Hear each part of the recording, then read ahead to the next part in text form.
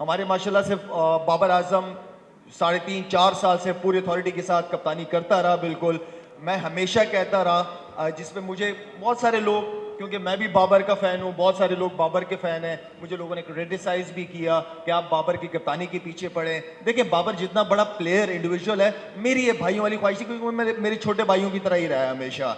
मैं ये चाहता था कि बाबर अच्छे टॉप कप्तानों की लिस्ट में भी शामिल हो, और 3-4 साल कप्तानी को देना, ये बड़ा बड़ा उसके ऊपर कोई कभी भी कप्तानी के ऊपर उसकी कोई तलवार कभी नहीं लटकती रही। हम लोग सपोर्ट करते रहे, हम सारे उसको, लेकिन हम समझ रहे थे कि 3-4 साल के अंदर उसकी ग्रूमिंग अच्छी हो जाएगी, as a captain as a leader अपने आप को मनवा पाएगा। लेकिन ऐसा नहीं हो सका, हमने बहुत सारी गलतियां देखी हैं। लीडर को तगड़ा, लीडर को टीम को लीड करना, लीडर को सबको साथ लेके चलना।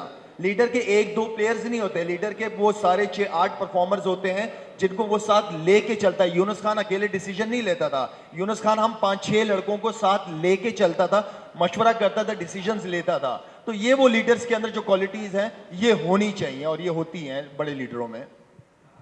रियाजुद्दीन बात कर रहा हूँ। एक ऐसे मौके पे जबकि हमारी मौजूदा टीम ने हमारी कौम को बड़े दुख और तकलीफ दी है, मैं ये समझता हूँ कि आप लोगों को देख के एक गुलदस्ते की मानन बड़ी खुशी हो रही है यहाँ पर। आप लोगों की जो एक्सपर्टीज़ है, आपका जो एक्सपोजर है, आपका जो एक्सपीरियंस है, आप क्या समझते हैं कि ये जो टीम का फेलियर है ये प्रोफेशनलिज्म की कमी थी, या हमारे क्रिकेट बोर्ड की लॉन्ग टर्म या शॉर्ट टर्म प्लानिंग का शाखसाना था? क्या कहेंगे शाहिद भाई? देखिए मैनेजमेंट का रोल कप्तान के साथ बहुत इंपॉर्टेंट होता है। जो आपके कोचेज होते हैं उन्होंने प्लेयर्स को किस माइंडसेट के साथ खिलाना, सबसे इंपॉर्टेंट चीज़ ये है।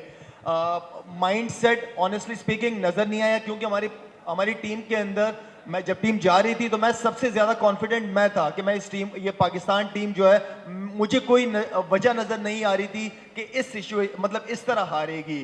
क्योंकि आपकी बैटिंग देखें, स्पिनर्स देखें, आपके बॉलर्स देखें, world number 1 batsman ICC ranking में, बॉलर आपके आईसीसी रैंकिंग में, तो मैं बहुत पॉजिटिव था कि इंशाल्लाह अच्छा खेल के आएगी। लेकिन अब बैटिंग में भी गलतियां की, बॉलिंग में भी गलतियां की, फील्डिंग जो आपको मैच जितवाती है, हमने फील्डिंग भी बहुत गंदी की है। तो आई मीन कि इतनी सारी मिसिंग जब आप करेंगे, और वो पॉजिटिव माइंडसेट प्लेयर्स का नजर नहीं आया। एक चीज होती है हारना, आप हारते हो, हर टीम हारती है, 2 टीमें आती हैं खेलने के लिए, एक हारती है, लेकिन वो फाइट नजर नहीं आई, वो एग्रेशन नजर नहीं आया। तो जिसकी वजह से आपने इतनी बड़ी गलतियां की। देखें, आपको जो भी चीज ठीक करनी है, आपको नीचे लेवल से ही ठीक करनी पड़ेगी। आपको माइंडसेट प्लेयर का नीचे से ही, अंडर 16 से लेकर अंडर 19, ये वो एज है जिसमें आप माइंडसेट और फिजिकली मेंटली आप बच्चे को बहुत स्ट्रांग कर सकते हो। आप मॉडर्न क्रिकेट की अवेयरनेस उन बच्चों को दे सकते हैं, और ये सारी चीजों को आप डोमेस्टिक क्रिकेट में अप्लाई करते हो। पहले आप टाइम दो इस सिस्टम को। बहुत टैलेंट है इस मुल्क के अंदर, सिर्फ राइट डायरेक्शन देनी है बच्चों को। और मेरे ख्याल में जो क्रिकेट अकेडमीज बनी हुई है, वो जिस तरह स्कूल बच्चों को रोज भिजवाया जाता है, इसी तरह क्रिकेट अकेडमीज हमारी पाकिस्तान की चलनी चाहिए, जो भी 2-3 बनी हुई है। रोज उसके अंदर एक्टिविटीज होनी चाहिए। साल के अंदर तकरीबन 8 से 9 महीने वो क्रिकेट अकेडमीज आपकी होनी चाहिए।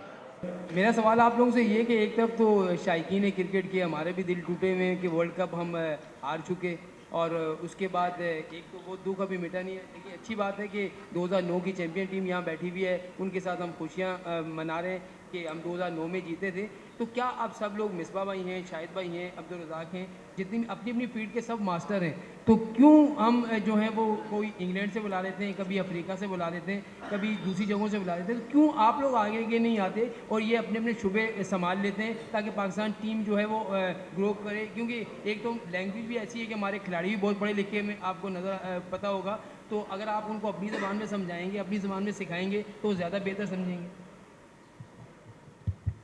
शायद भी आप जवाब दे दो, कोई इशू नहीं। देखिए जी, यहाँ पे जो है ना, ये जितने भी यहाँ पे लड़के मेरे अलावा ये जितने भी यहाँ पे बैठे हैं, ये आपके पास इस मुल्क का असासा है, ये मुल्क की यूनिवर्सिटीज़ हैं। ये खुद अपने मुंह से नहीं कह सकते कि हमें पीसीबी में आने दो। पीसीबी को ये रिस्पेक्ट प्लेयर्स को देनी चाहिए।